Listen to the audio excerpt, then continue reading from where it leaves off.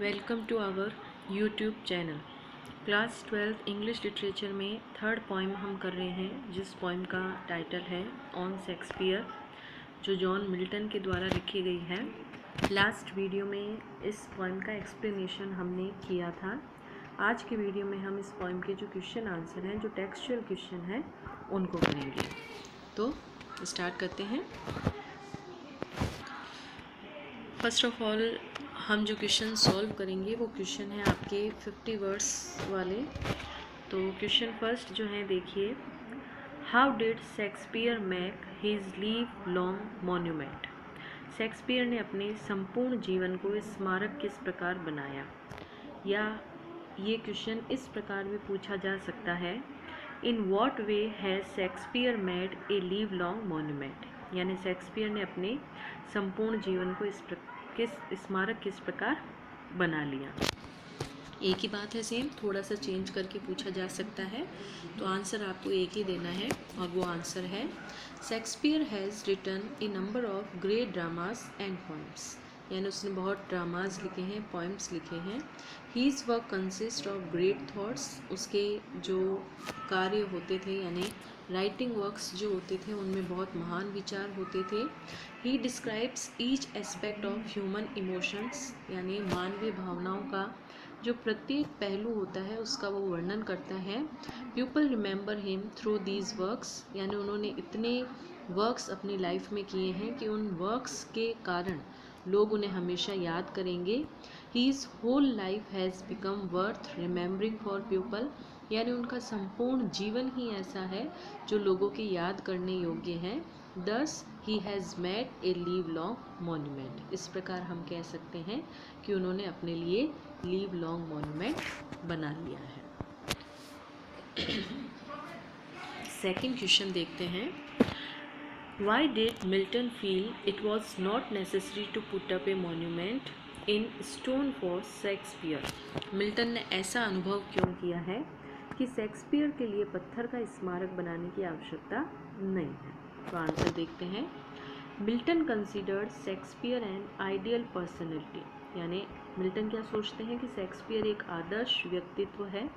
He believed that Shakespeare's works were his true monument, यानी ये Milton का विश्वास है कि शेक्सपियर के जो कार्य हैं वही उसके सच्चे मॉन्यूमेंट है। They reminded people of his greatness, यानी जो लोगों को याद रहेंगे उनकी महानता के कारण। Hence Milton felt that there was no need to put up a monument in stone for him, इसीलिए मिल्टन का ऐसा मानना है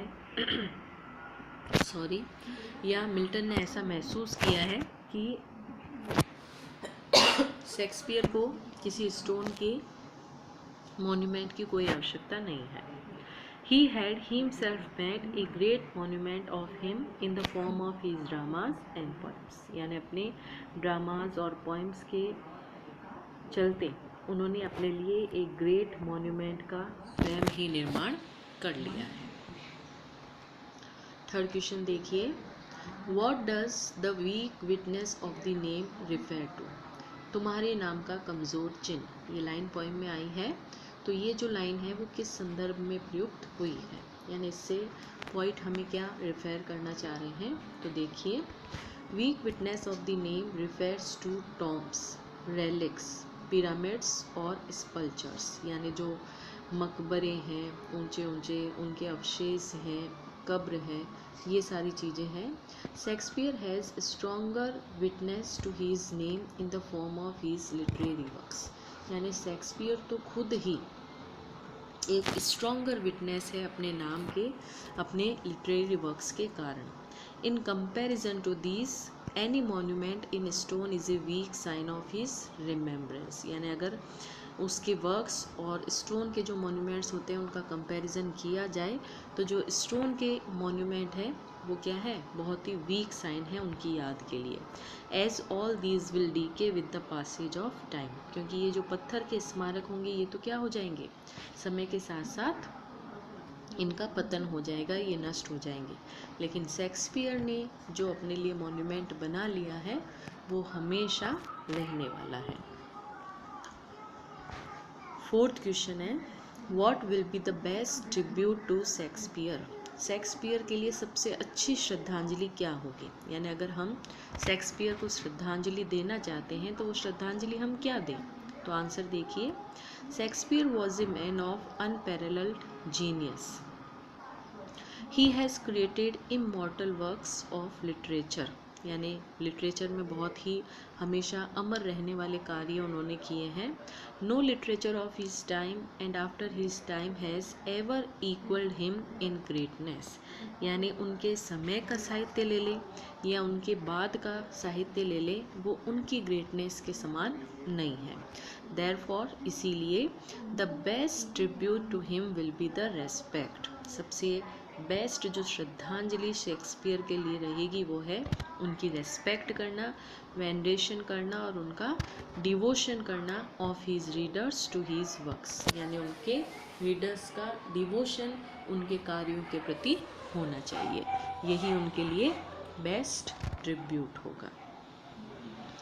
अब आते हैं हमारे 100 वर्ड्स वाले answer.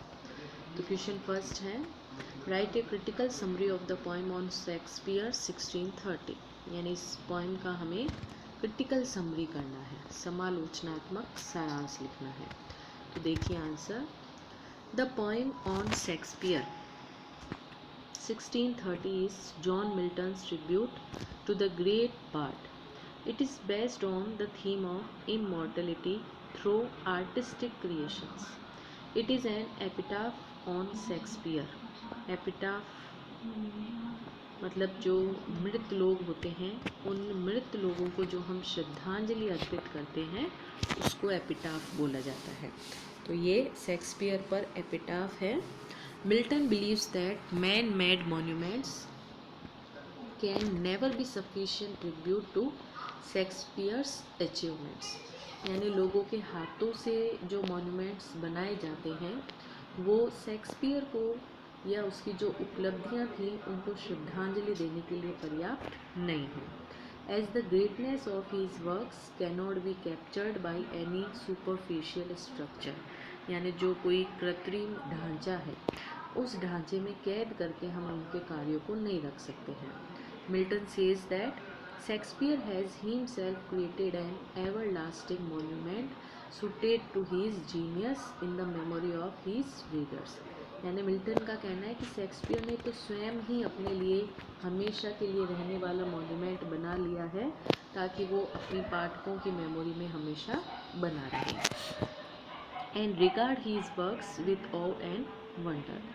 Their devotion to his works is the greatest tribute to his genius. यानी जब रीडर्स उसके कार्यों के प्रति डिवोशन दिखाएंगे, समर्पण की भावना दिखाएंगे, तो यही शेक्सपियर के लिए सबसे बड़ी ट्रिब्यूट होगी.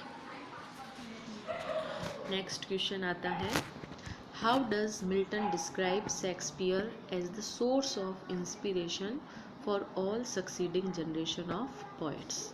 यानी मिल्टन शेक्सपियर का कवियों की सभी आने वाली पीढ़ियों के लिए प्रेरणा स्रोत के रूप में किस प्रकार वर्णन करते हैं. यानी मिल्टन ऐसा किस बात पर जोर देकर कह रहे हैं कि आने वाली पीढ़ी के लिए शेक्सपियर प्रेरणा स्रोत बन सकते हैं, यानी उन्हें इंस्पायर कर सकते हैं.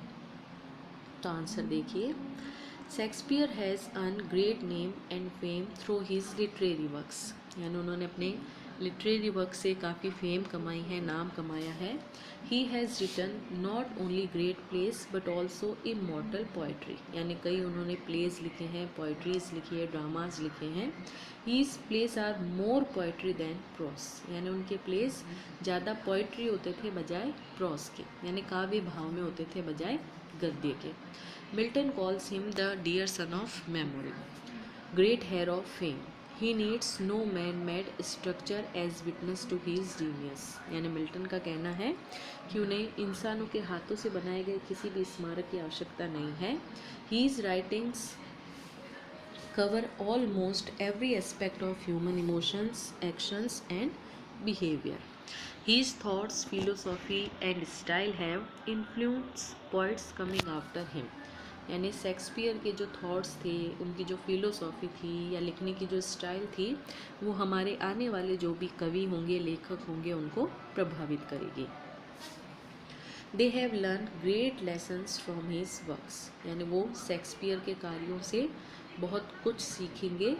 दस इस प्रकार he has been a source of inspiration for all the succeeding generation of poets, यानी इस प्रकार हम कह सकते हैं कि हमारे आने वाली जो सफलतम कवियों की पीढ़ी होगी उनके लिए जो शेक्सपियर है वो इंस्पिरेशन के सोर्स बन सकते हैं, यानी प्रेरणा स्रोत बन सकते हैं।